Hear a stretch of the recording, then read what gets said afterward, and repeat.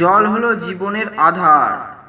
জল আমাদের তৃষ্ণা নিবারণ করে, আমাদের তৃপ্ত করে। কিন্তু সেই জল যখন দূষিত হয়ে যায়, তখন তা আপনাকে অসুস্থ করে তোলে। ঠিক এই জলের মতনই হয় আমাদের চিন্তাধারা।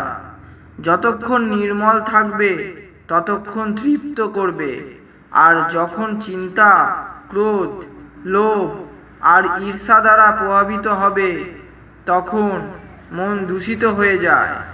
সেই জন্য যে রকম শুদ্ধ জল পান করেন, সেই রকমই শুদ্ধ চিন্তাধারা বজায় রাখুন। আপনিও প্রসন্ন থাকবেন, আর এই সংসারও। বলা হয় যে মানব জন্ম কেবল ভাগ্যবানরাই লাভ করে। যে ব্যক্তি পূর্ব জন্মে পুণ্য করেছে, তারা মানব জন্ম গ্রহণ করার সুযোগ পেয়ে থাকে। কিন্তু কেন জানি না, এই কলিযুগে মানব জন্ম পেতেই ব্যক্তির মনে অহংকার, লোভ, বাসনার মতো অবগুণ ভিড় করে আসে। মানুষের রূপ তো অবশ্যই ধারণ করে, কিন্তু মানুষ হয়ে উঠতে পারে না। কারণ প্রকৃত মানুষ সে, যার মনের মধ্যে করুণা আর শরীরে পরোপকারের ভাব লক্ষ্য করা যায়।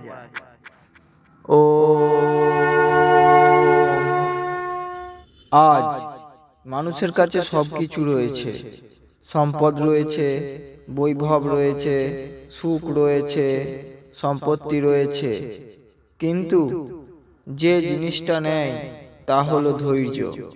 ধৈর্য কি বুঝতে হলে কেবলমাত্র একটি ছোট বীজকে দেখুন, যা বহু বছর মাটির অন্ধকারে পোঁতা থাকে, আর সঠিক সময়ে একটি বীজ থেকে বৃক্ষে পরিণত হয়। সেই জন্য সর্বদা মনে রাখবেন, আপনার কর্মের ফল হলো সেই বীজ, যা অঙ্কুরিত হতে সময় নেয়, কিন্তু একদিন তার অস্তিত্ব অবশ্যই প্রকট হবে।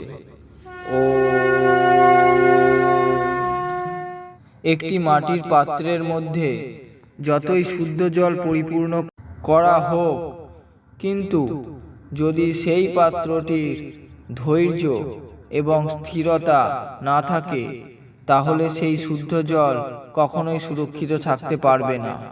ঠিক সেরকমই ব্যক্তি যতই জ্ঞানী হোক না কেন, যতই বিত্তবান হোক না কেন, যদি তার মধ্যে কৃতজ্ঞতা আর পরোপকারের ভাবনা থাকে, তাহলে সবকিছু ব্যর্থ। কৃতজ্ঞতা হলো এমন এক পুজো, যা মন্দির ছাড়াই, মন্ত্র ছাড়াই, মূর্তি ছাড়াই ঈশ্বরের কাছে পৌঁছে যায়। কারণ যে স্থানে কৃতজ্ঞতা থাকে, পরোপকারের ভাব থাকে, সেখানে মনের মধ্যে কোনো ভার থাকে না। জীবনের সকল পর্যায়ে আমরা আপনজনদের থেকে, আমাদের বিশেষ বন্ধুদের থেকে উপহার লাভ করেই থাকি, কখনো বস্তুরূপে, আবার কখনো মূল্যবান বস্তুরূপে। কিন্তু এই সকল উপহারের মধ্যে সর্বাধিক অমূল্য হয়, তা হলো বড়দের করা আশীর্বাদ।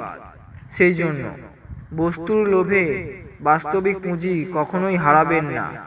সর্বদা মন থেকে করা আশীর্বাদ আর হৃদয় থেকে বলা শুভকামনার গুরুত্ব বুঝুন।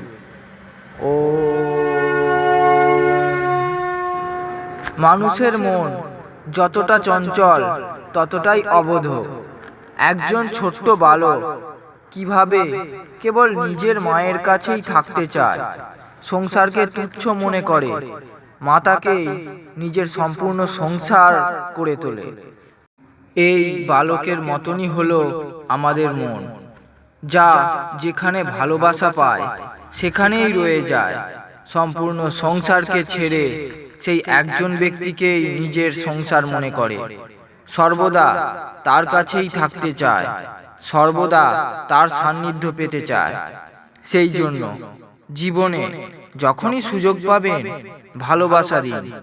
কোনো সূর্যমুখীর সূর্য হন, আপনিও প্রসন্ন হবেন আর আপনার আপনজনরাও। ও সকল মানুষের মধ্যে কিছুটা চাঞ্চল্য রয়েছে, কিছুটা ক্রোধ রয়েছে, আবার স্বার্থও রয়েছে। সেই জন্য একজন মানুষ হওয়া সত্ত্বেও যে নিঃস্বার্থ, সে হলো মা। মা কেবল জন্মই দেন না, তিনি শিক্ষা প্রদান করেন। কারণ মাতার স্পন্দনে এই সম্পূর্ণ সংসারের সবথেকে পোক্ত সুর বাস করে।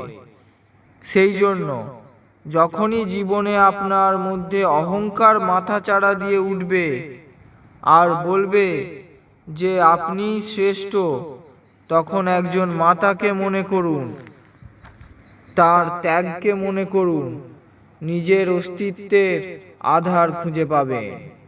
ও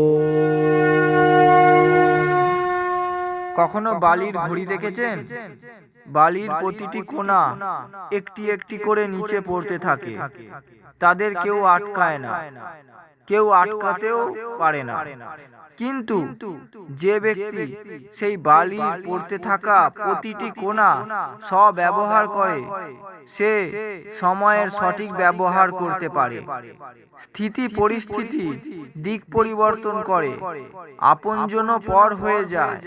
কিন্তু সময় সর্বদা নিজের নিয়ম অনুযায়ী চলতে থাকে। সময় না কারোর জন্য অপেক্ষা করে আর না দয়া প্রদর্শন করে।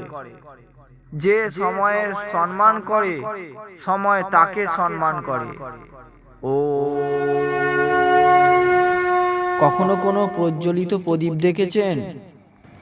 তার অগ্নির শিখা চারিদিকে প্রকাশ ছড়িয়ে দেয়, কিন্তু যখন আপনি সেই প্রকাশের কাছে যান, তখন আপনাকে সহ্য করতে হয় অসহনীয় তাপ।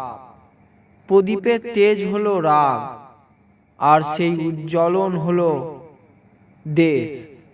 রাগের অর্থ হলো কোনো বস্তু, ব্যক্তি অথবা পরিস্থিতির প্রতি অত্যাধিক আকর্ষণ, আর দেশের অর্থ হলো আপনার মনে স্থিত ঈর্ষা। সেই জন্য এই দুইয়ের বেড়াজালে থাকা মন না বর্তমানে বেঁচে থাকতে পারে আর না শান্তিতে থাকতে পারে। সেই জন্য এটা আবশ্যক যে আপনি বস্তু, ব্যক্তি অথবা বর্তমানকে সেইভাবে গ্রহণ করুন যা তাদের প্রকৃত অবস্থা। তারপর দেখুন কিভাবে এই রাগ আর এই দেশ আপনার মন থেকে বিলুপ্ত হয়ে যায়। ও